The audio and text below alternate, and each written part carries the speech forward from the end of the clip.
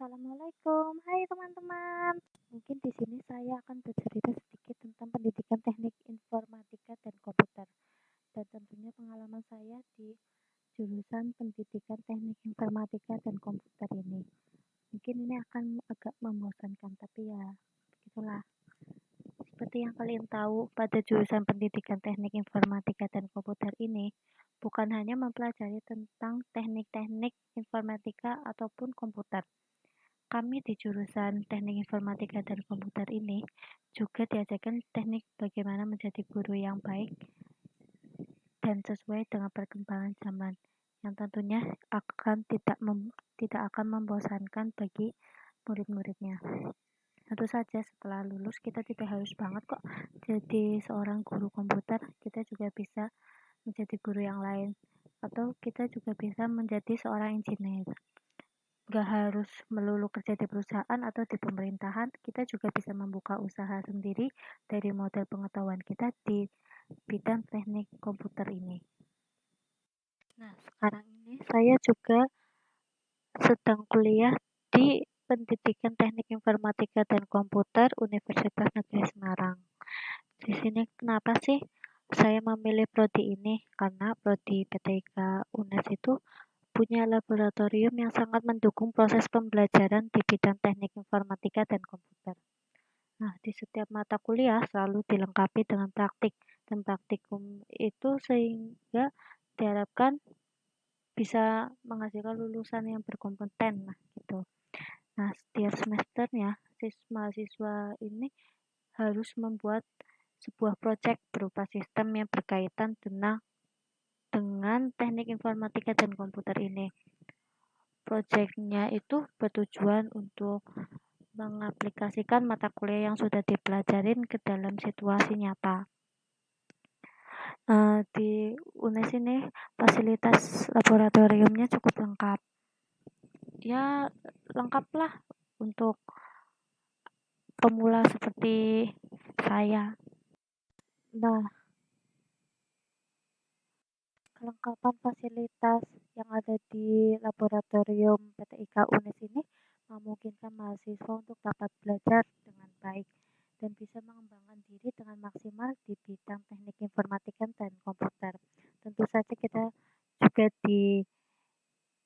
diajarin bagaimana cara menjadi guru yang baik.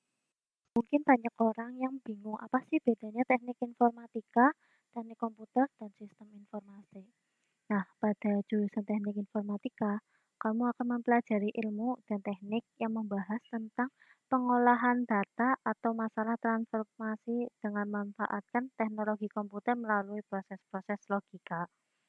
Jadi, mata kuliah yang kamu temui akan lebih banyak berkutat pada pemrograman atau programming, teknologi jaringan komputer, dan pengembangan perangkat lunak. Lalu, apa sih bedanya teknik informatika dan teknik komputer?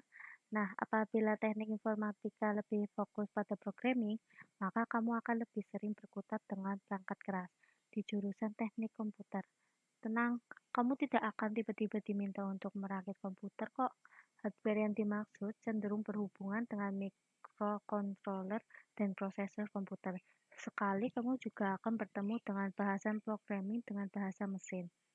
Nah, jurusan sistem informasi ini itu jurusan yang menggabungkan ilmu tentang komputer dengan bisnis manajemen. Sebenarnya sih ilmu yang dipelajari tidak jauh beda dengan teknik informatika, tetapi sistem informasi juga berfungsi untuk menjadi jembatan antara kebutuhan bisnis dan aplikasi yang harus dirancang. Jadi, kamu tidak hanya belajar tentang ilmu merancang aplikasi, kamu juga dituntut untuk dapat berkomunikasi secara efektif dengan klien bisnis setelah lulus nanti. Nah, kalau jurusan pendidikan teknik informatika dan komputer, ini mempelajari bagaimana menjadi guru, bagaimana berbisnis dan berkomunikasi dengan klien. Kita juga diajarkan merakit komputer, pemrograman, teknologi jaringan komputer, dan pengembangan perangkat lunak. Ya, intinya berkutat dengan ilmu komputer, informasi, dan pendidikan gitulah.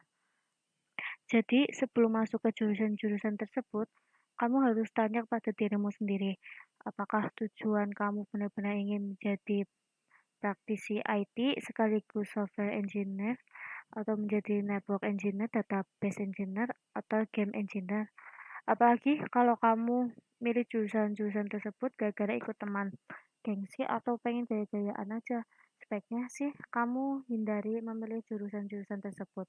Karena jika tidak siap-siap mengalami pemanasan otak global, karena sudah pasti kamu akan bertemu dengan matematika, aljabar, kalkulus, statistik, diskrit, dan sebagainya, algoritma, dan tentu saja coding-codingan. Banyak orang terjebak di sini dan akhirnya susah lulus dengan nilai pas-pasan. Nah, kalau sudah begitu kan, hati-hati, masih banyak loh perusahaan yang meminta transkrip nilai. Tapi kamu tidak perlu ditakutkan juga kok. Jika niat kamu sudah bulat memilih jurusan ini, niscaya kamu mampu lulus dengan senyum bahagia. Banyak banget juga loh teman-teman saya yang mengeluh kesulitan dan stres karena materi-materi yang ada di mata kuliah jurusan ini yang bisa dibilang sangat sulit, menghabiskan waktu, dan sebagainya. Ya tentu saja begitu, karena waktu untuk membuat sebuah karya multimedia atau sebuah program aplikasi itu tidaklah sedikit. Kita butuh waktu untuk menemukan suatu ide, merancang aplikasi, membuat dan memperbaikinya jika ada kesalahan. Gara-gara proyek sulit tersebut, banyak yang bilang, ah kayaknya aku benar-benar salah memilih jurusan yang ada. Yang ada aku bisa stres nih gara-gara tugas. Ya, tentu saja saya juga terkadang juga berperilaku seperti itu ketika saya sudah terlalu kesal saking banyaknya tugas yang sulit. Maka dari itu penting berpikir untuk mencari-cari tahu terlebih dahulu sebelum kamu memilih suatu jurusan. Karena bisa-bisa kamu menyesal jika tidak dipertimbangkan dengan baik dalam pemilihan suatu jurusan yang akan kamu masuki. Intinya berhati-hatilah saat memilih jurusan, tapi bisa dipertimbangkan jurusan pendidikan informatika dan komputer ini ya, jika kamu sudah matang dan benar-benar ingin mempelajari teknik informatika dan komputer lebih dalam. Sekian informasi yang membosankan dari saya. Jalani kehidupan ini dengan penuh kegembiraan, jangan bandingkan dengan hidup orang lain, karena hidup ini adalah perjalanan, bukan pertandingan.